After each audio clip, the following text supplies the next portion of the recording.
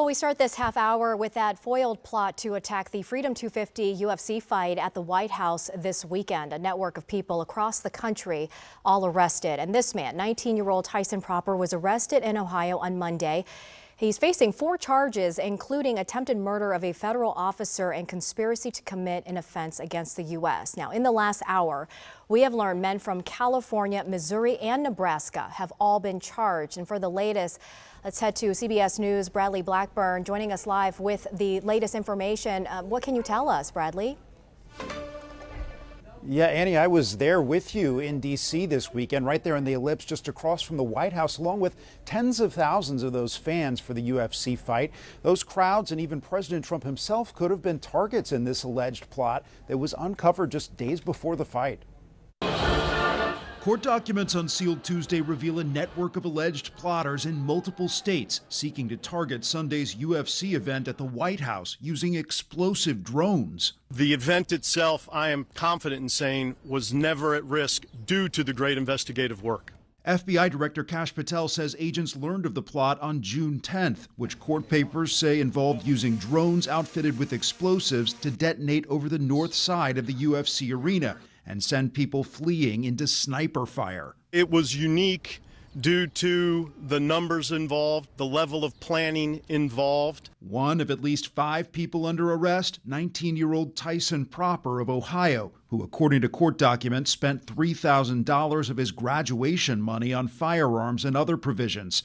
His mother contacted local law enforcement concerned about those purchases and his online communications. Authorities uncovered a large Signal chat along with smaller chat groups. Screenshots of the chat from Proper's phone include messages about positioning and movement, and images in an affidavit show another suspect, Brian Omar Roa of California, conducting tactical training in a remote area. Federal charges can be applied when there's just discussions. You don't even need the overt act. According to an affidavit, the suspects hoped their attack would, quote, jumpstart a revolution in the U.S. They connected initially via TikTok, sharing grievances about the direction of the country. The arrests began last week. There are still suspects at large, and we're going to work it until everyone's been identified. The Secret Service says it has seen a significant rise in threat cases, up 40% this year.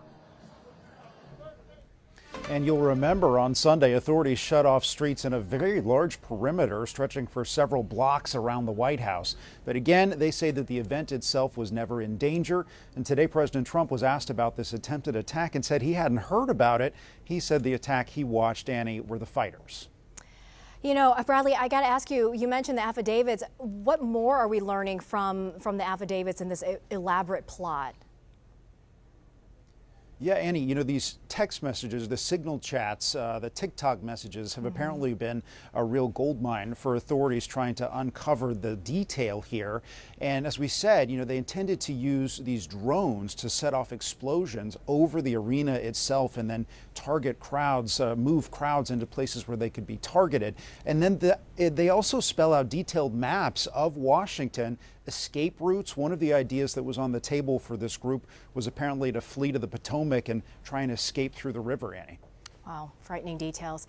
Bradley Blackburn, we appreciate your reporting. Thank you so much.